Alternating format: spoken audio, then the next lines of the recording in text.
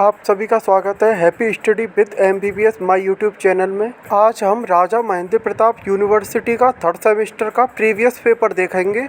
ये केवल यूनिवर्सिटी से रिलेटेड क्वेश्चन पेपर है। तो ये गर्ल्स और बॉयज़ उन लोगों ने बांटा। यूनिवर्सिटी ने लड़कियों के लिए अलग पेपर बनाया था, लड़कों के लिए अलग पेपर बनाया था। ठीक है, राम मनोहर लोहिया में ऐसा होता है। बाकी विश्वविद्यालयों में एक प्रकार से गर्ल्स बॉयज़ का कोई फंडा नहीं, तो ये चिंता मत करिएगा। तो आपका भी पेपर ऐसा ही आ सकता है, चाहे आप गर्ल्स हैं चाहे बॉयज़ हैं। इंपॉर्टेंट आपके दूसरे विश्वविद्यालयों के लिए, सभी के लिए है। बाकी जो हमारे 2024 की छात्राएं आएंगे उनके लिए भी ये गर्ल्स बॉयज़ दोनों के लिए महत्वपूर्ण है। ठीक है, ये बात ध्यान रखेंगे।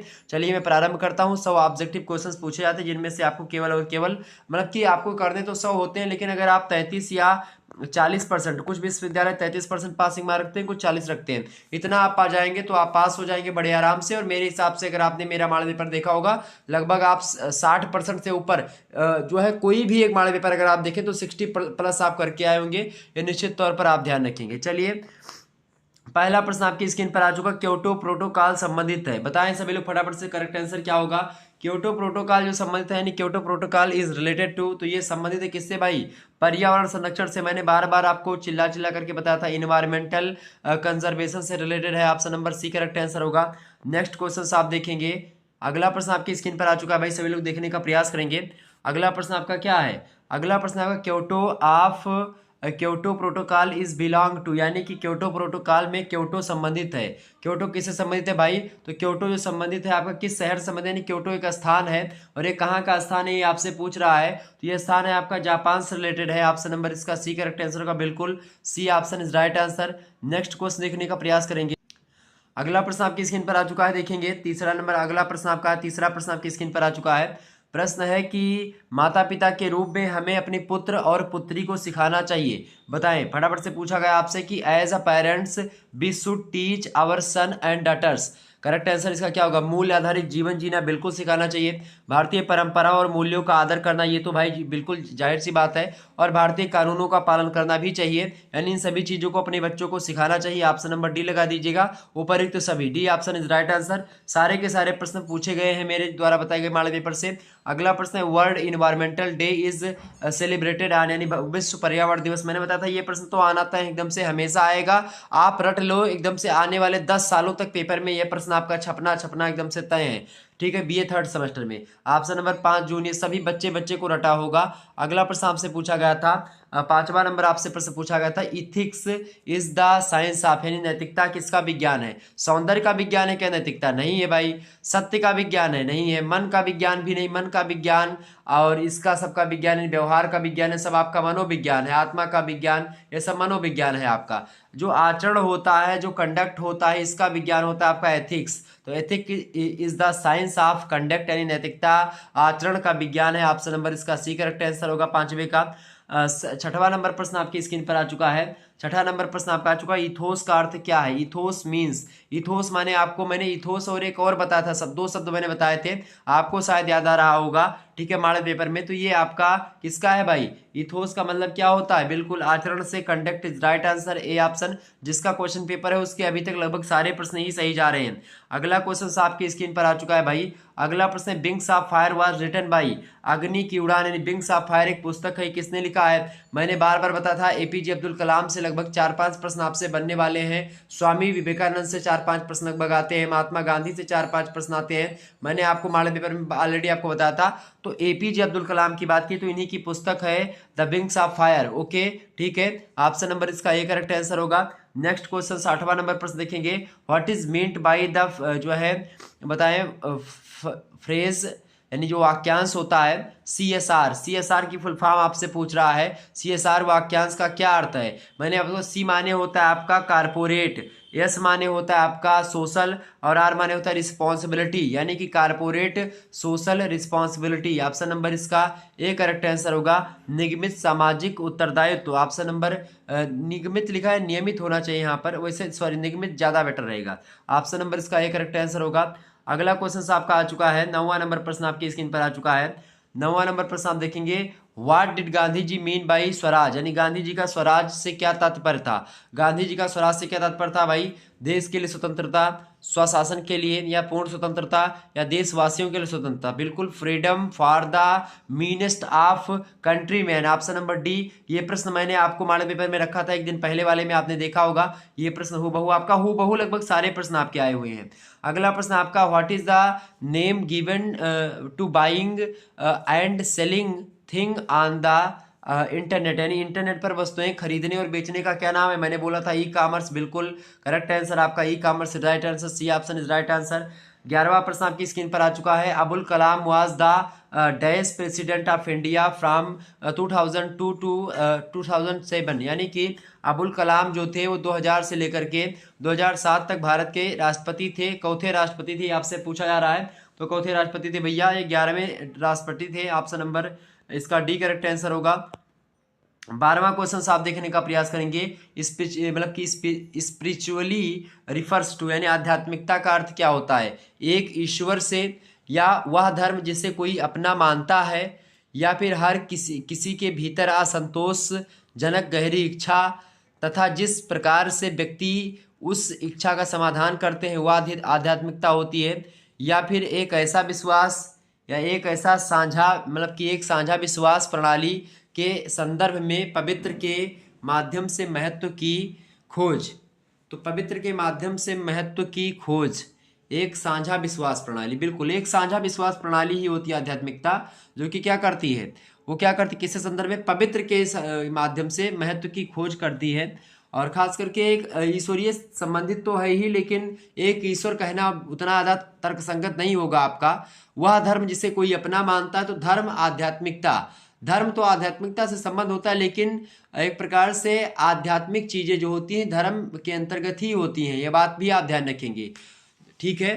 तो यहाँ पर आपका जो है बी ऑप्शन थोड़ा सा लग रहा है, वह धर्म जिसे कोई अपना मानता है, ठीक है, यह भी आध्यात्मिकता, तो ये धर्म का मानना हो जाए। आध्यात्मिकता एक विचार होता है, और विचारों की बात अगर देखें तो यहाँ पर विश्वास प्रणाली, आपका डी ऑप्शन बिल्कुल करेक्ट आंसर आपका बैठ रहा है। अब यूनिवर्सिटी क्या मानती है वो उसके ऊपर डिपेंड है, लेकिन 90% से लेकर के आपका 99.99% आपका डी करेक्ट आंसर हो सकता है, मतलब है ये एकदम से कंफर्म है, ठीक है।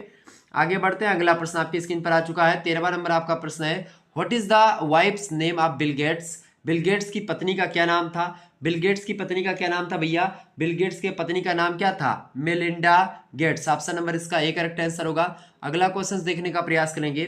14वां नंबर आपका प्रश्न आ चुका, द ब्रीबरी एक्ट, यानी bribery act 2010 UKBA came into force in, यानी कि रिश्वत अधिनियम 2010 UKBA कब लागू हुआ था। तो रिश्वत अधिनियम के बारे में मैंने आपको बताया था, कब लागू हुआ था भैया, ये लागू हुआ था आपका जुलाई 2011 में। ऑप्शन नंबर इसका सी करेक्ट आंसर होगा। अगला क्वेश्चन आप देखने का प्रयास करेंगे। 15वां नंबर प्रश्न आ चुका, अजीम प्रेमजी फाउंडेड, अजीम प्रेमजी फाउंडेड, अजीम प्रेमजी के द्वारा स्थापित किया गया क्या। तो अजीम प्रेमजी फाउंडेशन के स्थापक हैं, ऑप्शन नंबर ए। इस प्रश्न को मैंने हुबहू रखा था। अगला प्रश्न आपका आ चुका 16वां नंबर, अजीम प्रेमजी के अध्यक्ष, मतलब डैश के अध्यक्ष और मुख्य कार्यकारी अधिकारी हैं टाटा कंपनी के, Birla company, Wipro, Wipro is right answer. Wipro के मालिक हैं अजीम प्रेमजी, अध्यक्ष भी हैं और मुख्य कार्यकारी अधिकारी भी हैं, ठीक है, चीफ एग्जीक्यूटिव ऑफिसर, ठीक है, यानी CEO जिसको बोलते हैं, क्लियर। आप देखते हैं CEO यहाँ पर लिखा हुआ है। अगला क्वेश्चन आप देखने का प्रयास करेंगे। 17वां नंबर प्रश्न है, Microsoft started by Bill Gates was related to, Bill Gates के द्वारा स्थापित माइक्रोसॉफ्ट संबंधित है, किससे संबंधित है भाई, तो किससे संबंधित है, फटाफट से देखने का प्रयास करेंगे, बिल्कुल सॉफ्टवेयर से। Option number A correct answer होगा। नेक्स्ट क्वेश्चन आप देखने का प्रयास करेंगे। 18वां प्रश्न आपसे पूछा गया, ethics is a dash science, आचार नीति एक विज्ञान है, किसका विज्ञान है, मैंने बोला था मानक यानी नॉर्मेटिव साइंस है। ऑप्शन नंबर इसका सी करेक्ट आंसर होगा। नेक्स्ट क्वेश्चन आपकी स्क्रीन पर आ चुका है। 19वां नंबर प्रश्न देखेंगे, ethics considered the dash of goodness, यानी आचार नीति डैश को उत्तम मानता, तो आचार नीति किसको उत्तम मानता भाई, आचार नीति जो होती है मानकों को उत्तम मानती है, स्टैंडर्ड। ऑप्शन नंबर इसका ए करेक्ट आंसर होगा 19 का। नेक्स्ट क्वेश्चन आपका आ चुका है 20वां नंबर आप प्रश्न देखेंगे, the word ethics is derived from Greek word, नैतिकता शब्द ग्रीक शब्द से लिया गया है, बताइए किस शब्द से लिया गया नैतिकता शब्द जो है। 20वें का करेक्ट आंसर क्या होगा, फटाफट से बताने का प्रयास करें, बिल्कुल इथोस शब्द से लिया गया है। Option number A correct answer होगा। नेक्स्ट क्वेश्चन आपके स्क्रीन पर आ चुका है 21 number. According to Swami Vivekananda education should aim at, यानी विवेकानंद के अनुसार शिक्षा का उद्देश्य कैसा होना चाहिए। तो विवेकानंद महाराज जी के अनुसार शिक्षा का जो उद्देश्य होना चाहिए, जीवन निर्माण के लिए, मानव निर्माण के लिए और चरित्र निर्माण, तीनों के लिए शिक्षा उन्होंने बताई थी। मैंने आपको बताया था शिक्षा शास्त्र में भी इन बातों को, option number D correct answer होगा। अगला क्वेश्चन आपकी स्क्रीन पर आ चुका है 22 नंबर प्रश्न देखेंगे।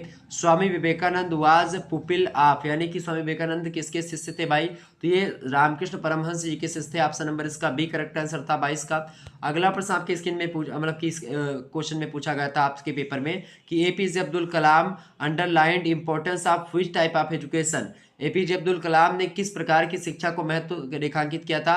तो उन्होंने मूल्य आधारित शिक्षा को रेखांकित किया है। वैल्यू बेस्ड शिक्षा इज राइट आंसर। वैज्ञानिक शिक्षा नहीं लगाएंगे, साइंटिफिक शिक्षा पर उन्होंने नहीं जोड़ दिया था। जब आप शिक्षा शास्त्र पढ़ेंगे तो इसका क्लियर आंसर आपको पता चल जाएगा।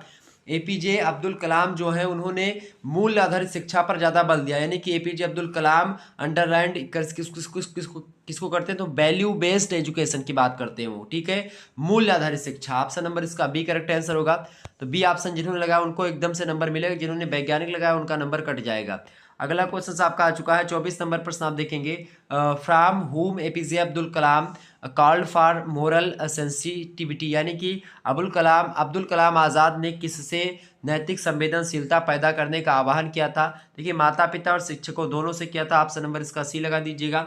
ए एंड बी दोनों, मैंने बताया था जब ऐसी कंडीशन है तो लगभग आपका 90% ए और बी करेक्ट आंसर होता ही है। तो 24 का करेक्ट आंसर क्या होगा, ऑप्शन नंबर सी।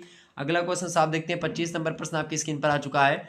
25वां प्रश्न आप देखेंगे स्वामी विवेकानंद, यानी कि what was the questions that Swami Vivekananda asked Shri Ramakrishna at their first meeting. Swami Vivekananda ने श्री कृष्ण मतलब रामकृष्ण परमहंस से उनकी पहली मुलाकात में क्या प्रश्न पूछा था।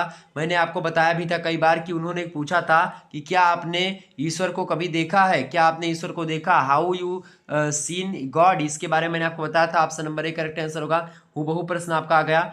अगला प्रश्न आपका Gandhian principles concerning wealth and wealth creation was based on, ये प्रश्न भी मैंने रखा था।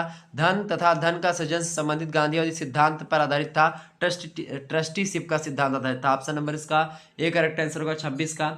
अगला प्रश्न आपकी स्क्रीन पर आ चुका है 27 नंबर आप देखेंगे। 27 नंबर प्रश्न आपका आ चुका है। According to Gandhi ji the universal human value of ahimsa thought to be cultivated in dash levels, यानी गांधी जी के अनुसार अहिंसा के सार्वभौमिक मानवीय मूल्यों को डैश स्तरों में विकसित किया जाना चाहिए। देखिए 27 नंबर का आपका करेक्ट आंसर होगा ऑप्शन नंबर डी, अंतरराष्ट्रीय, व्यक्तिगत, राष्ट्रीय, तीनों स्तरों पर। ऑप्शन नंबर इसका डी करेक्ट आंसर होगा। ऑल ऑफ द अबव, जिन्होंने डी लगाया होगा उनको करेक्ट आंसर मतलब उनको नंबर मिल जाएगा। अगला क्वेश्चन आपका आ चुका 28 नंबर प्रश्न आप देखने का प्रयास करेंगे। Which of the following did Gandhi ji describe as his two जो है लंग्स, यानी निम्नलिखित में से वर्णन मतलब किसका वर्णन गांधी जी ने अपने दो फेफड़ों के रूप में किया था। तो उन्होंने सत्य और अहिंसा को दो फेफड़ा बताया अपना, अहिंसा एंड ट्रुथ। ऑप्शन नंबर इसका बी करेक्ट आंसर होगा। नेक्स्ट क्वेश्चन आपकी स्क्रीन पर आ चुका है 29 नंबर प्रश्न। WWS मतलब कि WWW स्टैंड फॉर, यानी WWW का तात्पर्य क्या है, फुल फॉर्म क्या था, वर्ल्ड वाइड वेब होता है। ऑप्शन नंबर इसका ए करेक्ट आंसर होगा। ये इंटरनेट से रिलेटेड आप WWW करके सर्च नहीं करते हैं, वही है ये। अगला क्वेश्चन आपकी स्क्रीन पर आ चुका है 30 नंबर प्रश्न है करप्शन अफेक्ट्स निगेटिवली ऑन, यानी भ्रष्टाचार का नकारात्मक प्रभाव पड़ता है देश की अर्थव्यवस्था पर, पड़ता है, बिल्कुल ठीक है। कार्य संस्कृति पर भी पड़ता है भ्रष्टाचार का प्रभाव, और सेवाओं पर भी पड़ता है, देश की जो सेवाएं होती है उस पर भी भ्रष्टाचार का नकारात्मक प्रभाव पड़ता है। ऑप्शन नंबर डी लगा दीजिएगा, ऑल ऑफ द अबव, उपरोक्त तो सभी। नेक्स्ट क्वेश्चन आपकी स्क्रीन पर आ चुका है, देखेंगे 31 नंबर प्रश्न है आपका। What is the full name of doctor APJ Abdul Kalam. Doctor APJ Abdul Kalam का पूरा नाम क्या है, फटाफट से बताएंगे। तो उनका नाम है Abul Pakir Jainulabdeen Abdul Kalam. Option number B correct answer होगा। नेक्स्ट क्वेश्चन आपसे पूछा गया था 32 नंबर प्रश्न पूछा गया था, what are the causes of corruption, भ्रष्टाचार के क्या कारण है। 32 नंबर का करेक्ट आंसर क्या, भ्रष्टाचार का क्या कारण है भाई। देखिए भ्रष्टाचार जो होता है आर्थिक सुरक्षा से ज़्यादा होता है, इकोनॉमिक इनसिक्योरिटी के कारण से क्या होता है, भ्रष्टाचार बढ़ जाता है खास करके, ठीक है। तो ऑप्शन नंबर इसका ए ज़्यादा बेटर है लगभग सभी में से। लेकिन आयकर की उच्च दर से भी कभी कभी लोग भ्रष्टाचार करते हैं, ठीक है, ताकि उसको छुपा सके पैसे को, लेकिन ए ऑप्शन ज़्यादा बेटर लग रहा है तो ए लगा दीजिएगा। अगला क्वेश्चन आपकी स्क्रीन पर आ चुका है। 33 नंबर आप प्रश्न देखेंगे। 33 नंबर प्रश्न है, टू अवॉइड साइबर फ्रॉड, मतलब कि वन शुड, यानी कि साइबर धोखे से बचने के लिए अपना पासवर्ड किसी से साझा नहीं करना चाहिए। भाई बिल्कुल नहीं करना चाहिए, कभी भी नहीं करना चाहिए। कोई भी कंपनी आपका पासवर्ड नहीं पूछती है, ना यूट्यूब पूछेगा ना गूगल पूछेगा। तो कभी भी किसी को अपना पासवर्ड जिंदगी में मत बताना, अगर आपका कुछ भी चलता होगा तो, ठीक है, नहीं आप फंस जाओगे। केवल पारिवारिक सदस्यों के साथ साझा करना चाहिए, केवल रक्त संबंधियों के साथ नहीं, किसी को भी ना बताएं, कोई जरूरत नहीं बताने के लिए, ना आपके घर वाले रिश्तेदार होंगे, मतलब कि गुस्सा होंगे, ठीक है। ये यहाँ पर केवल 2-3 मित्रों को साझा कर देते, किसी को मत बताएं भाई। पासवर्ड कभी बताना ही नहीं चाहिए किसी को, ठीक है। अपना कोई भी करीबी भी क्यों ना हो तो उसको भी मत बताइएगा। अगला प्रश्न आपका है 34 नंबर, चाहे गुस्साए जाए तो कोई दिक्कत की बात नहीं, लेकिन कभी भी बताना मत। अगला प्रश्न आपका निगमित प्रशासन है, यानी कि कारपोरेट गवर्नेंस इज द, फटाफट से बताने का प्रयास करेंगे। निगमित प्रशासन है, करेक्ट आंसर क्या होगा 34 का? निगमित प्रशासन क्या है भाई? देखेंगे उपभोक्ता संरक्षण कानून, यानी कि consumer protection law. Option number इसका डी करेक्ट आंसर होगा। अगला क्वेश्चन आपकी स्क्रीन पर आ चुका है। 35 नंबर देखेंगे, what is cyber security, cyber सुरक्षा क्या है? साइबर सुरक्षा क्या है भाई? देखिए, साइबर सुरक्षा मैलवियर से सुरक्षा प्रदान करती है, साइबर सुरक्षा साइबर आतंकवादियों से सुरक्षा प्रदान करती है, बिल्कुल ठीक है, दोनों ठीक है। साइबर सुरक्षा साइबर हमलों में से एक प्रणाली की रक्षा, मतलब कि एक प्रणाली की रक्षा करती है, ठीक है, बिल्कुल जो है डू, मतलब all of the above. Option number D correct answer होगा, उपयुक्त तो सभी। नेक्स्ट क्वेश्चन आपका आ चुका है 36 नंबर प्रश्न, आप देखने का प्रयास करेंगे। प्रश्न है, हुईज अब्लिक are not beneficial for students, यानी विद्यार्थी के लिए लाभदायक नहीं है। तो अत्यधिक समय फेसबुक पर सक्रिय रहना बिल्कुल लाभदायक नहीं है, अत्यधिक समय व्हाट्सएप पर सक्रिय रहना ये भी नहीं जरूरी है, ठीक है। तो ये दोनों आपके क्या हो गए, मतलब ये दोनों ठीक ही हैं इस प्रश्न के हिसाब से, बाकी गलत है, ठीक है। बाहरी खेलों में अनिच्छुक रहना, तो इसका करेक्ट आंसर क्या होगा? Option number D, all of the above. Correct answer क्या होगा भाई? All of the above. कौन सा प्रश्न आपका है ये? आपका प्रश्न है 36 नंबर, बिल्कुल विद्यार्थी के लिए लाभदायक ये तीनों चीजें नहीं है, ऑप्शन नंबर डी। 37 नंबर आप प्रश्न देखने का प्रयास करें। 37 नंबर प्रश्न आपका आ चुका है कि global warming is related to, यानी कि वैश्विक तापन संबंधित है। वैश्विक तापन किससे संबंधित है भैया? तो वैश्विक तापन आपका संबंधित है किससे? वो वातावरणीय ताप वृद्धि से संबंधित है, ठीक है। यानी ग्लोबल वार्मिंग जिसको कहते हैं उसी को वैश्विक तापन बोलते हैं, ठीक है। ऑप्शन नंबर इसका B, increase of atmospheric temperature. Next question आपकी स्क्रीन पर आ चुका है 38 number, gas highly responsible for global warming. वैश्विक तापन के लिए सर्वाधिक उत्तरदायी गैस कौन सी है?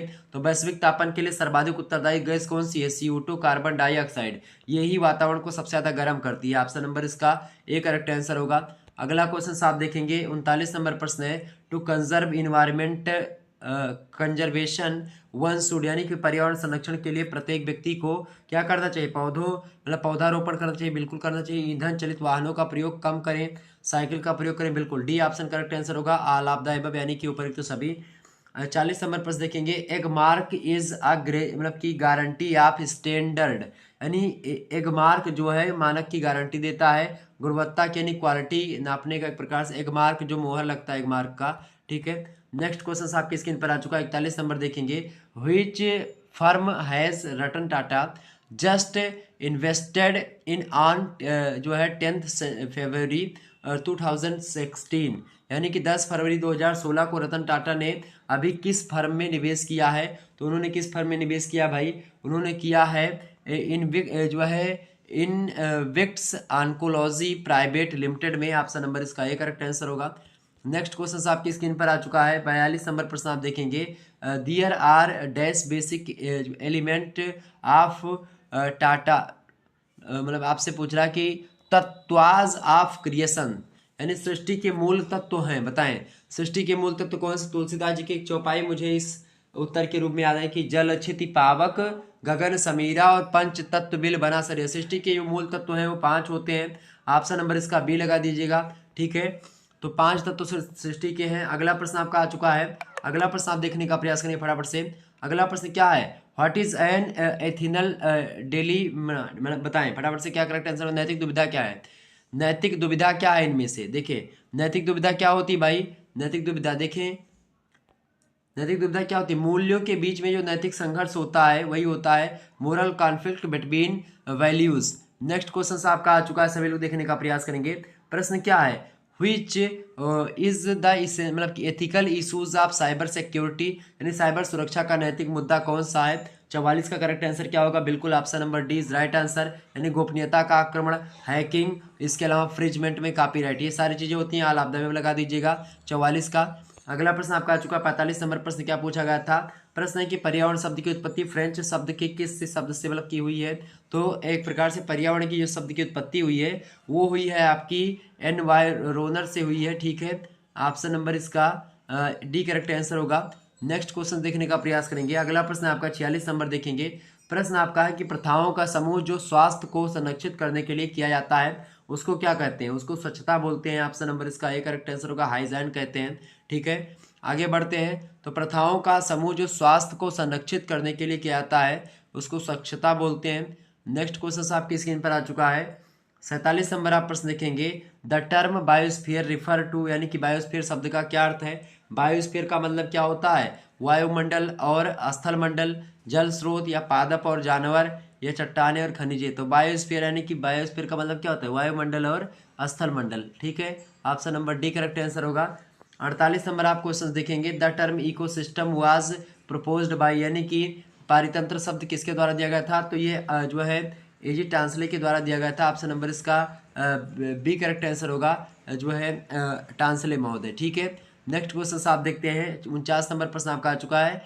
Energy is commonly measured in, सामान्यतः ऊर्जा का मापन किस में होता है, तो कैलोरी में होता है। ऑप्शन नंबर इसका ए करेक्ट आंसर होगा, ठीक है। इसको ऐसे लिखा था KACL, ठीक है। आगे बढ़ते हैं। आपका आ चुका है green tribunal office is located, हरित प्राधिकरण कार्यालय कहाँ पर स्थित है, बताएं फटाफट से। ग्रीन ट्रिब्यूनल ऑफिस जो है ये कहाँ पर स्थित है भाई, तो ये आपकी स्थित है कहाँ पर, नई दिल्ली में। ऑप्शन नंबर इसका सी करेक्ट आंसर का न्यू दिल्ली।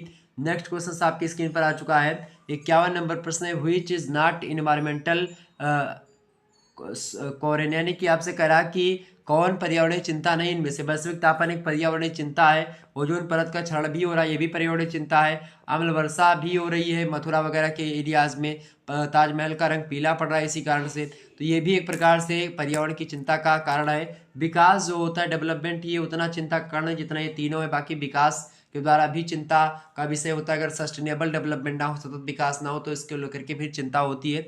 लेकिन वैश्विक तापन ज़्यादा चिंता करने की चीज़ें हैं, ओजोन परत बहुत ज़्यादा चिंता करने की बात है, अम्ल वर्षा भी इसी प्रकार से है। विकास बहुत कम होता है, विकास को हम संतुलित भी कर सकते हैं, विकास को हम सस्टेनेबल तरीके से भी कर सकते हैं, ठीक है। Option number D correct answer होगा इसका, विकास। अगला क्वेश्चन आपका आ चुका है 52 नंबर प्रश्न है। अबायोटिक इज आल्सो कॉल्ड, अजैविक को भी कहते हैं। अजैविक माने जिसमें जीव नहीं थे, भौतिक वातावरण के जितने भी तत्व होते हैं पर्यावरण के, फिजिकल एनवायरनमेंट के, वो सब निर्जीव होते हैं, इसीलिए इसको अजैविक कहा जाता है। अगला क्वेश्चन आपका आ चुका है 53 नंबर देखेंगे। In an ecosystem plants are, एक पारितंत्र में पौधे होते हैं, बताए 53 नंबर का करेक्ट आंसर क्या होगा भाई। 53 नंबर का करेक्ट आंसर क्या होगा, एक पारितंत्र में पौधे होते हैं क्या, पौधे उत्पादक होते हैं, प्रोड्यूसर्स होते हैं। Option number A correct answer होगा, ठीक है। पौधों को जो खाते हैं उसको उपभोक्ता बोलते हैं, ओके। नेक्स्ट क्वेश्चन आपकी स्क्रीन पर आ चुका है 54 नंबर प्रश्न है। In ecosystem secondary consumers are, पारितंत्र में द्वितीयक उपभोक्ता होते हैं। देखिए मैं पारितंत्र में उपभोक्ताओं की मैं लिस्ट आपको बता दूं। देखिए एक ऐसे मान लेते हैं पिरामिड बना लिया। अब प्राथमिक मतलब कि ये आपके जो है पेड़ पौधे जो हो गए, ये आपके क्या हो गए, ये आपके हो गए आपके भाई कौन से, ये है आपके उत्पादक, ठीक है। कौन है, उत्पादक हैं, कभी भूलिएगा मत ऐसे। फिर दूसरे नंबर पे आप कहते हैं पेड़ पौधों को खाने वाले, पेड़ पौधे जो खाते हैं इसको बोलते हैं प्राथमिक उपभोक्ता, ठीक है। प्राथमिक उपभोक्ता में आपका जैसे बकरी हो गई, आपकी आ गई, जितने भी शाकाहारी के केवल और केवल शाकाहारी जितने भी प्राणी होते हैं वो प्राथमिक उपभोक्ता में आते हैं। इसके बाद में आपका आता है द्वितीयक उपभोक्ता, ठीक है। अब बकरी को कौन खा लेते हैं, मनुष्य भी यहाँ पर खा सकता है, ठीक है। यानी कि यहाँ पर मनुष्य जो होते हैं या बकरी जो होती है, मतलब बकरी प्राथमिक उपभोक्ता में केवल और केवल आपका जो है शाकाहारी आएंगे। और इसमें आपके आते हैं भाई किसमें, इसमें आते हैं आपके सर्वाहारी प्राणी, ठीक है। द्वितीयक उपभोक्ता में कौन आते हैं, सर्वाहारी प्राणी। और तृतीयक में आपके आते हैं केवल और केवल मांसाहारी प्राणी, ठीक है। मनुष्य किस में आएगा, आपका मनुष्य आएगा सर्वाहारी में, ठीक है। ये बात आप ध्यान रखेंगे। तो तो मनुष्य आपका आएगा द्वितीयक उपभोक्ता में। प्रश्न क्या कह रहा है आपसे? प्रश्न यह कह रहा है कि पारितंत्र में द्वितीयक उपभोक्ता है। द्वितीयक उपभोक्ता देखिए, प्राथमिक आपके शाकाहारी होते हैं तो शाकाहारी होगा नहीं, पौधे आपके उत्पादक होते तो ये भी नहीं होगा, मांसाहारी आपका तृतीयक है ये भी नहीं होगा, सर्वाहारी आपका द्वितीयक उपभोक्ता। करेक्ट आंसर हो जाएगा आपका ये omnivorous is right answer. D option जिन्होंने लगाया होगा उनको नंबर मिलेगा।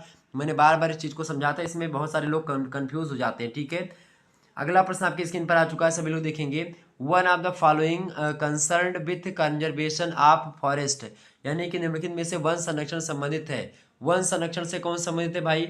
इसका करेक्ट आंसर क्या होगा 55 नंबर का? बिल्कुल वन संरक्षण संबंधित है आपका साइलेंट वैली। ऑप्शन नंबर इसका डी करेक्ट आंसर होगा। बाकी तो सब जानवरों के लिए खास करके व्यवस्था है। अगला क्वेश्चन आप देखने का प्रयास करेंगे। कोई काजीरंगा एक सिंह के गैड़े के लिए खास करके प्रसिद्ध है। आगे बढ़ते हैं, अगला क्वेश्चन आपका आ चुका है भाई, सभी लोग देखेंगे। 56 नंबर प्रश्न आपकी स्क्रीन पर। वन जीव महत्वपूर्ण है क्योंकि वह, वन जीव महत्वपूर्ण है क्योंकि वह भाई क्या करता है? वह जो है जैविक नियंत्रण कारक है। ऑप्शन नंबर इसका डी करेक्ट आंसर होगा।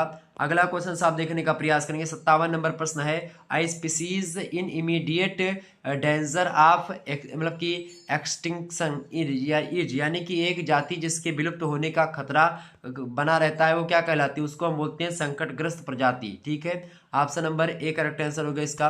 अगला क्वेश्चन आपकी स्क्रीन पर आ चुका है। 58 नंबर प्रश्न है। व्हिच इज द, प्रश्न क्या आपसे पूछा गया है? प्रश्न आपसे क्या पूछा गया? Which is the case of air pollution, यानी कि वायु प्रदूषण का कारक है। वायु प्रदूषण का क्या कारक है भाई?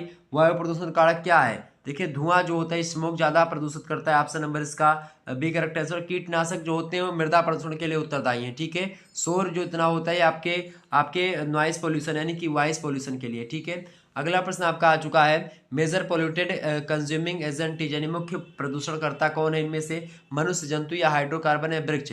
हाइड्रोकार्बन जो गैसें होती हैं ये ज़्यादा वायु प्रदूषण करती हैं। ऑप्शन नंबर इसका सी करेक्ट आंसर होगा।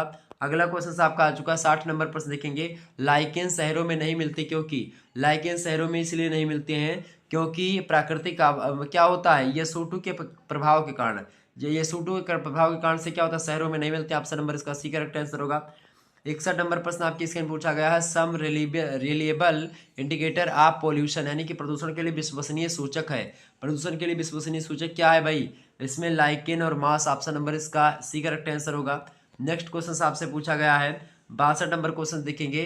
Which is the main factor of water pollution, जल प्रदूषण का मुख्य कारक क्या है? तो इसका करेक्ट आंसर क्या होगा? ऑप्शन नंबर सी, औद्योगिक जो व्यर्थ होते हैं यानी इंडस्ट्रियल जो वेस्टेज होते हैं यानी कचड़े होते हैं जो औद्योगिक मतलब की फैक्ट्रियों के, वो जल प्रदूषण में सबसे अधिक भूमिका निभाते हैं। ऑप्शन नंबर इसका सी करेक्ट आंसर होगा। अगला प्रश्न आपका आ चुका 63 नंबर प्रश्न। डीडीटी इज, यानी कि डाई क्लोरो ट्राई मतलब कि डाई क्लोरो, इस प्रकार से इसका फुल फॉर्म है, मैंने आपको बताया भी था उसमें। ठीक है, इसको आप देख लीजिएगा एक बार। डीडीटी एक प्रकार से केमिकल वो है। ठीक है, ये बात आप ध्यान रखेंगे। तो इसको पूछा गया कि डीडीटी क्या है एक। ठीक है, बताए भाई, फटाफट से एक बार से बताने का प्रयास करेंगे। डीडीटी क्या है? डीडीटी का फुल फॉर्म क्या होता है? फटाफट से आप लोग बताने का प्रयास करेंगे। ये एक क्या है? एंटीबायोटिक है, उर्वरक है, या अजैव निम्नीकरण प्रदूषक है, या उपरोक्त में से कुछ नहीं है? तो ये क्या है भाई? डीडीटी क्या होता है? इसका फुल फॉर्म क्या होता है भाई? चलिए, इसका फुल फॉर्म आपका क्या होता है? Dichloro diphenyl trichloroethane. Okay, ये बात आप ध्यान रखेंगे। यह एक रंगहीन, स्वादहीन और लगभग इसमें गंध भी नहीं होती, यानी कि गंधहीन भी होता है। एक रासायनिक यौगिक होता है ये। आप लोगों ने इसको इंटर में अगर केमिस्ट्री पढ़े होंगे तो पढ़ा होगा। ठीक है, डीडीटी के बारे में। इसका भी सूत्र भी बनता है, एक प्रकार से बेंजीन टाइप का होता है, उस पर बनता है। ठीक है, ये बात आप ध्यान रखेंगे। तो ये प्रश्न आपसे क्या पूछा गया है कि ये क्या है? तो 63 का करेक्ट आंसर आपका क्या होगा? बिल्कुल ऑप्शन नंबर आपका जो सी लगा रहे हैं बिल्कुल करेक्ट आंसर है। C option is right answer. Next question देखने का प्रयास करेंगे। 64 नंबर प्रश्न आपकी स्क्रीन पर आ चुका है। Which is the main sources, बताएं, which is the main sources of water and soil pollution, जल एवं मृदा प्रदूषण का मुख्य स्रोत क्या है? फटाफट से बताने का प्रयास करेंगे भाई। तो कृषि उद्योग, खदान या ताप बिजली घर, ये सारे होते हैं। ऑप्शन नंबर डी लगा दीजिएगा। अगला प्रश्न आपका आ चुका है 45 नंबर मतलब 65 नंबर आपका प्रश्न है कि लवणीकरण होता है, यानी कि सॉलिनेशन ऑक्योर्स ड्यू टू, फटाफट से बताने का प्रयास करेंगे। यानी कि लवणीकरण होता है, तो इसका करेक्ट आंसर क्या होगा? बिल्कुल ए और बी। मैंने बताया था जब भी ऐसा लगे बोथ में तो आप वही लगा दीजिएगा, अत्यधिक खेती के कारण से, खराब अफवाह के कारण से। अगला प्रश्न आपका आ चुका है 66 नंबर प्रश्न आप देखेंगे। 66 नंबर प्रश्न आपका है water pollution is caused by, यानी कि जल प्रदूषण का कारण है। फटाफट से बताएंगे 66 का करेक्ट आंसर क्या होगा? जल प्रदूषण का कारण है क्या? औद्योगिक बाहर स्राव, ठीक है, इंडस्ट्रियल जो इन्फ्लुएंस होते हैं। ऑप्शन नंबर इसका बी लगा दीजिएगा। अगला प्रश्न आपकी स्क्रीन पर आ चुका 67 नंबर देखेंगे। One of the main effect of dust is to cause, यानी कि धूल के मुख्य प्रभाव का एक उदाहरण बताइए। करेक्ट आंसर क्या होगा? बिल्कुल रंध्र बंद होने का एक उदाहरण है। ऑप्शन नंबर इसका बी लगा दीजिएगा। अगला प्रश्न आपका आ चुका है 68 नंबर प्रश्न है major aerosol pollutant present in the jet plane emission is, यानी कि जेट जहाज से निकलने वाला मुख्य वायु प्रदूषक कौन है? तो कौन होता है भाई? बिल्कुल ऑप्शन नंबर इसका बी फ्लोरोकार्बन, ठीक है, ऑप्शन नंबर इसका बी करेक्ट आंसर होगा। अगला क्वेश्चन आप देखते हैं 69 नंबर प्रश्न आपका है नई दिल्ली के वाहनों से कौन सा रोचक प्रदूषक नहीं निकलता है? नहीं निकलता है बात कर रहा हूँ 69, करेक्ट आंसर क्या होगा? राख नहीं निकलती है, बाकी सारी गैसें आपकी निकल सकती हैं। आगे बढ़ते हैं, अगला क्वेश्चन आपका पूछा गया है 70 नंबर आपका प्रश्न है मेन एयर पोल्यूटेड इज, यानी वायु प्रदूषक है इनमें से मुख्य वायु प्रदूषक। वायु प्रदूषक नहीं पूछ रहा है, वायु प्रदूषक नहीं पूछ रहा है, यहाँ पर मुख्य वायु प्रदूषक। मैं बात करूँ अगर मुख्य वायु प्रदूषक की सबसे ज्यादा, अगर कोई गैस सबसे ज्यादा गैस अगर वायु प्रदूषण करती है तो वो गैस है आपकी कार्बन मोनोऑक्साइड। ऑप्शन नंबर इसका सी करेक्ट आंसर होगा। बहुत सारे लोग भ्रमित हो जाते हैं कार्बन मोनोऑक्साइड और कार्बन डाइऑक्साइड में, एकदम से 100% आप ये जान लो। मैं आज क्लियर कर देना चाहता हूँ CO यानी कार्बन मोनोऑक्साइड जो होती है, जहाँ पर आप धुआं वुआं ज़्यादा देखते हैं, जैसे आपने लकड़ी जलाया उससे धुआं निकल रहा है, या वाहनों के जो धुआं निकल रहा है उन सभी से CO गैस ही निकलती है और इन्हीं से पोल्यूशन ज़्यादा फैलता है, ठीक है। तो कार्बन मोनोऑक्साइड सर्वाधिक वातावरण को प्रदूषित करने वाली गैस है, यानी कि यह जो है क्या करती है? वातावरण को सबसे ज्यादा, वायु की गुणवत्ता में कमी लाती, वायु को प्रदूषित करती कौन? CO सबसे ज्यादा। बात किया है CO2 की, तो CO2 सबसे ज्यादा वातावरण को गर्म करने के लिए जानी जाती है, ठीक है। वायु प्रदूषक तो है ही CO2, लेकिन वातावरण को गर्म करने के लिए सबसे महत्वपूर्ण गैस है आपकी कार्बन डाइऑक्साइड, ठीक है। तो सबसे आपसे पूछेगा वैश्विक तापन के लिए जिम्मेदार महत्वपूर्ण गैस कौन सी सबसे ज्यादा? तो कार्बन डाइऑक्साइड है। लेकिन आपसे पूछे सर्वाधिक मात्रा में वायु प्रदूषण करने वाली गैस कौन सी? तो कार्बन मोनोऑक्साइड यानी CO है। अगर आपसे पूछता है यहीं पर कि सबसे ज्यादा ओजोन लेयर को खतरा पहुंचाने वाली गैस कौन सी है, तब आप बता दें CFC है, क्लोरोफ्लोरोकार्बन। तो ये तीनों प्रश्न आप ध्यान रखेंगे, हमेशा एग्जाम में आपके पूछे आते हैं और आप डाउट में इस प्रश्न का उत्तर गलत करके आते हैं, जबकि बहुत सरल प्रश्न आपका होता है, ठीक है। अगला क्वेश्चन आपका आ चुका, तो इसका 70 का आपका एक करेक्ट आंसर होगा। 71 नंबर प्रश्न आपकी स्क्रीन पर आ चुका है। प्रश्न है कि मुख्य अथवा सर्वाधिक वायु प्रदूषण होता है, बताएं। 71 का करेक्ट आंसर क्या होगा? बिल्कुल ऑप्शन नंबर आपके बिल्कुल ठीक है, ऑटोमोबाइल और रोचक, मतलब ऑटोमोबाइल रेचक और उद्योगों के जो रसायन होते हैं उनसे। ऑप्शन नंबर इसका सी करेक्ट आंसर होगा। अगला क्वेश्चन आपका आ चुका है, सभी लोग देखने का प्रयास करेंगे। 72 नंबर प्रश्न आपका the effect of pollution is first and most marked on, प्रदूषक का पहला और सर्वाधिक प्रभाव पड़ता है। करेक्ट आंसर इसका क्या होगा? बिल्कुल ऑप्शन नंबर डी लगा दीजिएगा। इन सभी पर, एक स्थान की प्राकृतिक वनस्पति पर भी पड़ता है, प्राकृतिक संतुलन में भी पड़ता है वातावरण के, और प्राकृतिक जो भू रासायनिक चक्र होता है उस पर भी पड़ता है। Option number D all of the above. Next question आपकी स्क्रीन पर आ चुका है 73 नंबर। 73 नंबर आप प्रश्न देखने का प्रयास करेंगे।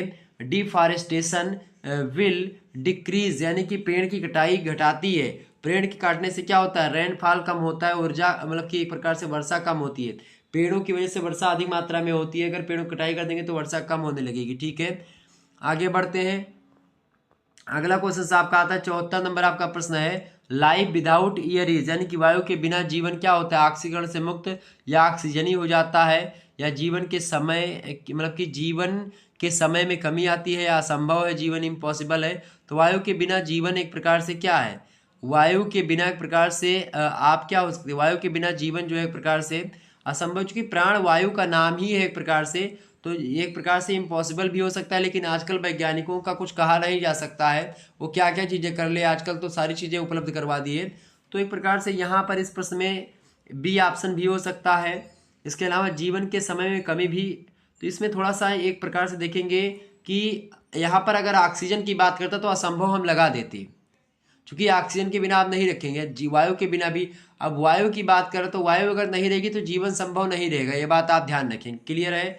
तो डी ऑप्शन इसका भी लग सकता है, बी ऑप्शन भी लग सकता है। अब इन दोनों में से क्या होगा, ये थोड़ा सा यूनिवर्सिटी पर डिपेंड करेगा, ये प्रश्न थोड़ा सा वैसा है। ठीक है, आगे बढ़ते हैं।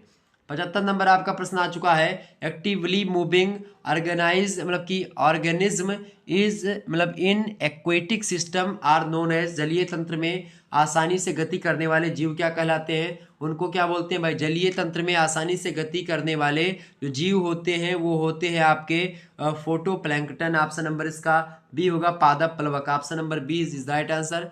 नेक्स्ट क्वेश्चन आप देखते हैं। 76 नंबर आपका प्रश्न आ चुका है भाई। 76 नंबर प्रश्न आपका क्या हो जाए? पारितंत्र में होते हैं, बताएं पारितंत्र में क्या होते हैं? इकोसिस्टम इंक्लूड्स, जैविक और अजैविक घटकों से मिलकर के पारितंत्र का निर्माण होता है, बायोटिक एंड अबायोटिक कंपोनेंट्स।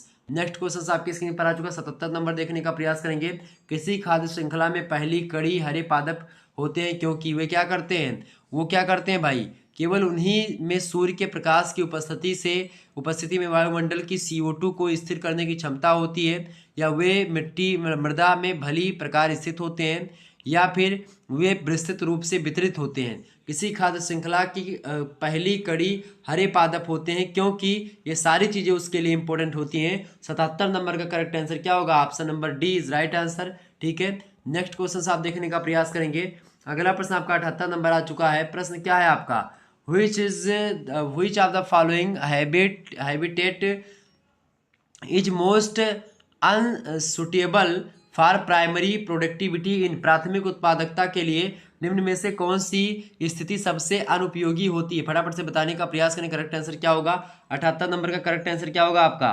78 बिल्कुल सी ऑप्शन इज राइट। गुफा जो होती है, केव, गुफा नहीं पूछ रहा, अनुपयोगी पूछ रहा है। यानी प्राथमिक उत्पादकता के लिए निम्न में से कौन सी स्थिति सबसे अनुपयोगी होगी? तो सबसे अनुपयोगी गुफा होगी। ठीक है, ये बात आप ध्यान रखेंगे। अगला क्वेश्चन आपकी स्क्रीन पर आ चुका, सभी लोग देखने का प्रयास करेंगे। चले, अगला प्रश्न आपका क्या आ चुका है भाई? जल चक्र को नियंत्रित करता है, जल चक्र को नियंत्रित करता है, फटाफट से बताएं कौन नियंत्रित करता है भाई? बिल्कुल वन नियंत्रित करता है जल चक्र, सॉरी जल चक्र को कौन नियंत्रित करता है? हाँ बिल्कुल, क्योंकि जंगल के कारण से ही वर्षा होती है, और प्लैंकटन्स जो होते हैं, प्लवक जो होते हैं, वह भी एक प्रकार से कहीं ना कहीं पे जल चक्र को नियंत्रित करते हैं। जल चक्र को नियंत्रित एक प्रकार से या तो वन करेगा या फिर प्लवक करेंगे, क्योंकि प्लवक जो होते हैं, प्लैंकटन जो होते हैं, वो एक प्रकार से जो आधारभूत उनका प्लैंकटन जो होते हैं मछलियों के भोजन होते हैं, ये बात आप ध्यान रखेंगे। तो या फिर इनमें से बी होगा या फिर सी होगा, मेरे हिसाब से यहाँ पर सी होना चाहिए। ठीक है, ये बात आप ध्यान रखेंगे, क्योंकि जल चक्र से बात की जाए रिलेटेड तो आपका वो प्लवक होना चाहिए। ठीक है, प्लवक is right answer, C option इसका करेक्ट आंसर होगा। ओके, आगे बढ़ते हैं। अगला क्वेश्चन आपका आ चुका 80 नंबर प्रश्न आप देखेंगे। प्रश्न आपका घास स्थल इकोतंत्र यानी पारितंत्र में संख्या का पिरामिड होगा। तो ये एक प्रकार से संख्या, घास स्थल इकोतंत्र में जो संख्या का पिरामिड होगा कैसा होगा भाई? वो होगा आपका सीधा। कैसा होगा पिरामिड? वो होगा आपका सीधा। ऑप्शन नंबर इसका बी करेक्ट आंसर होगा 80 नंबर का। अगला क्वेश्चन है आपका 81 नंबर क्वेश्चन देखेंगे। ऊर्जा का पिरामिड होता है, पिरामिड ऑफ एनर्जीज हमेशा सीधा होता है। ऑप्शन नंबर इसका ए लगा दीजिएगा, मैंने आपको बार बार बताया था। अगला क्वेश्चन आपका आ चुका है 82 नंबर प्रश्न आप देखेंगे। पादप प्लवक होते हैं, पादप प्लवक क्या होते हैं भाई? पादप प्लवक आपके स्वपेशी होते हैं। ठीक है, ऑप्शन नंबर इसका ए करेक्ट आंसर होगा। अगला क्वेश्चन आपका आ चुका 83 नंबर प्रश्न है। इकोसिस्टम हैज 2 कंपोनेंट्स, पारितंत्र के 2 घटक कौन कौन से? जैविक और अजैविक। ऑप्शन नंबर इसका सी करेक्ट आंसर होगा। बार बार मैंने बताया था, ये प्रश्न आपका लगातार 2 बार आपका ये प्रश्न आ चुका है इसमें। Food levels in an ecosystem are called, यानी पारितंत्र में खाद्य स्तर कहलाता है। 84 नंबर का करेक्ट आंसर क्या होगा? ऑप्शन नंबर ए पोषी स्तर, पोषी स्तर is right answer. Trophic levels. Next question आपका आ चुका है, फटाफट से देखने का प्रयास करेंगे। 85 नंबर आपका प्रश्न है। The organism at the base of food chain are, खाद्य श्रृंखला के आधारीय जीव हैं। 85 करेक्ट आंसर क्या होगा? ऑप्शन नंबर बी प्रकाश संश्लेषी पादप, फोटोसिंथेसिस प्लांट्स। ठीक है, option number B correct answer होगा। अगला क्वेश्चन आपका आ चुका 86 नंबर प्रश्न है। प्रश्न क्या है आपका भाई? प्रश्न है which one is not fertiliser, निम्न में से कौन सा उर्वरक नहीं? इनमें से भाई उर्वरक कौन सा नहीं? गैमेक्सिन नहीं, बाकी सारे उर्वरक हैं आपके। Option number C correct answer होगा। अगला प्रश्न आपकी स्क्रीन पर आ चुका 87 नंबर प्रश्न आपका है। निम्न में से कौन कीटनाशक नहीं है? व्हिच वन ऑफ द, एक प्रकार से पेस्टिसाइड यानी कीटनाशक कौन नहीं है इनमें से भाई? देखिए कीटनाशकों की बात की है तो आपके जो 2,4-D है कीटनाशक ने 2,4-D क्या करता है, ये गेहूं वगैरह में जब ज़्यादा खरपतवार हो जाते हैं तो 2,4-D दवाई डाली जाती है। आप अपने पिताजी से पूछेंगे, अगर उन्होंने डाला होगा तो पता होगा, या आप में से बहुत सारे लोग डाले होंगे, ठीक है, खरपतवार खत्म करने के लिए। अगला प्रश्न आपका, which form of energy is not problem for pollution, यानी ऊर्जा के किस रूप में प्रदूषण की समस्या नहीं होती है। तो करेक्ट आंसर क्या होगा, बिल्कुल सौर ऊर्जा में कोई प्रदूषण की समस्या नहीं होती, बाकी कोयला, परमाणु, पेट्रोल सभी में होती है। ऑप्शन नंबर इसका डी करेक्ट आंसर होगा।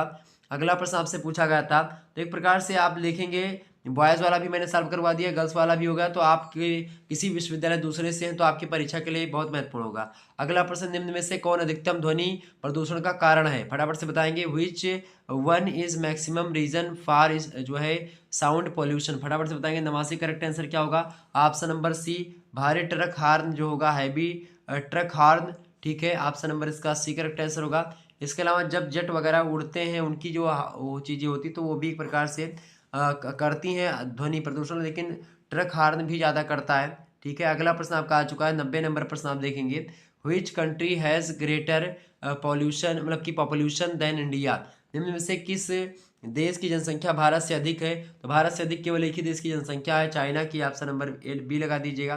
देखिए चाइना जो नंबर 1 पर है और भारत जो है वो नंबर 2 पर है, ठीक है। आगे बढ़ते हैं, 91 नंबर प्रश्न आपकी स्क्रीन पर आ चुका है। प्रश्न है आपका भाई, प्रश्न क्या है, राष्ट्रीय संयुक्त राष्ट्र पर्यावरण कार्यक्रम UNEP किसके द्वारा शुरू किया गया था भाई, ये शुरू किया गया था आपका किसके द्वारा, ये शुरू किया गया था आपका संयुक्त राष्ट्र संघ के द्वारा, ऑप्शन नंबर इसका बी करेक्ट आंसर होगा। नेक्स्ट क्वेश्चन आपका आ चुका है, सभी लोग देखेंगे, 92 नंबर प्रश्न आपकी स्क्रीन पर आ चुका है, अर्थ आवर कार्यक्रम संबंधित है, फटाफट से बताएंगे।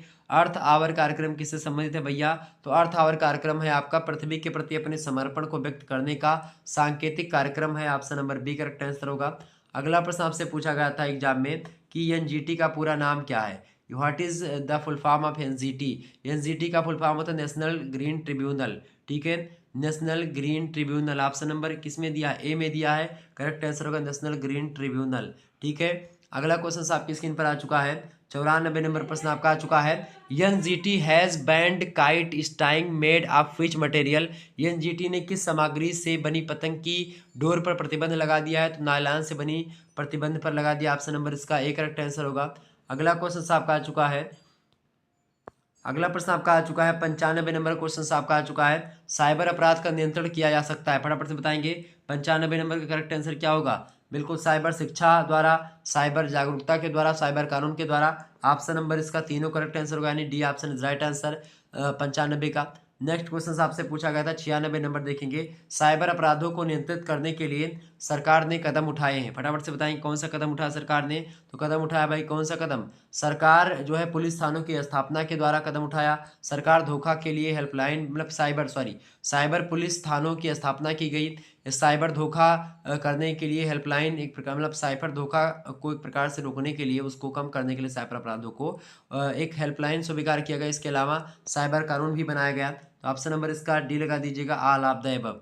नेक्स्ट क्वेश्चन आपका है 97 नंबर प्रश्न आपकी स्क्रीन पर आ चुका है, वायु गुणवत्ता इंडेक्स क्या है, यानी कि what is air quality index, बताएं वायु गुणवत्ता इंडेक्स क्या है भाई, तो वायु गुणवत्ता इंडेक्स ये ध्वनि प्रदूषण के बारे में बताता है, या वायु की गति में सल्फर को मुख्यतः मापता है, या फिर ये एक प्रकार से आपके क्षेत्र में ओजोन मतलब कि ये आपके क्षेत्र में ओजोन के स्तर को मापता है, या हवा के रंग की जांच करता है, बताएं भाई।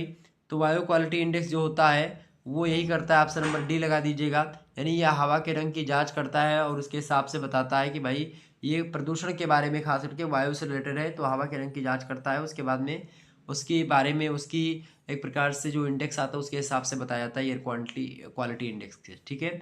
अगला प्रश्न आपका, if someone is cutting green plant you should, यदि कोई हरा वृक्ष काट रहा है तो आप क्या करेंगे, तो सबसे पहले तो आप अगर कोई हरा वृक्ष काट रहा है, ठीक है, तो क्या करोगे, पहले तो उसे काटने से आपको रोकना है, दूसरी बात रोकने के बाद में फिर अगर मान जाता तो ठीक बात है, अगर नहीं मानता तो आप वन अधिकारी को सूचित कर सकते हैं, ठीक है, ऑप्शन नंबर इसका सी करेक्ट आंसर होगा, ए और बी दोनों आपको करना है, ठीक है। अगला क्वेश्चन आपका है 99 नंबर प्रश्न आपकी स्क्रीन पर आ चुका है। निम्नलिखित में से कौन सा पौधा ओजोन के संकेतक के रूप में सहायता करता है? बताएं which of the following plant aid as indicator to ozone pollution. फटाफट से बताएंगे 99 करेक्ट आंसर क्या होगा? ऑप्शन नंबर डी उपरोक्त सभी। ठीक है, ऑल ऑफ द एबव। टमाटर, तंबाकू और तरबूज, ये तीनों के तीनों जो पौधे हैं ये ओजोन खास करके ओजोन के संकेतक के रूप में सहायता करते हैं। कौन से? आपके जो तीनों पौधे, टमाटर का पौधा भी और तंबाकू का पौधा भी और तरबूज के तीनों पौधे ऐसे हैं जो कि ओजोन के संकेतक के रूप में सहायता करते हैं। तो ऑप्शन नंबर इसका डी लगा दीजिएगा। जिन्होंने डी लगाया होगा उनका करेक्ट आंसर होगा। इस प्रश्न को मैंने मॉडल पेपर में भी रखा था, आप लोगों ने देखा होगा, और ऑप्शन नंबर डी वहां पर भी करेक्ट आंसर था। तो ऑप्शन नंबर इसका डी करेक्ट आंसर होगा। सारे आपके करेक्ट आंसर है। ठीक है, अगला प्रश्न आपका आ चुका है, तो ऑप्शन नंबर डी इसका 99 का 100वां प्रश्न है। वन संरक्षण अधिनियम 1980 कब लागू हुआ था? कब लागू हुआ था भाई? तो ये 1980 में जो अधिनियम एक प्रकार से था ये लागू हुआ था करके 1 अक्टूबर 1986 को। ऑप्शन नंबर इसका लगेगा जो है डी ऑप्शन करेक्ट आंसर होगा। ठीक है, 1986 में वन संरक्षण अधिनियम, ऑप्शन नंबर डी। हमारे 100 क्वेश्चंस पूरे हो चुके हैं और भी प्रीवियस पेपर लेकर आऊँगा मैं। आपकी हमारी मुलाकात होगी अगले वीडियो में।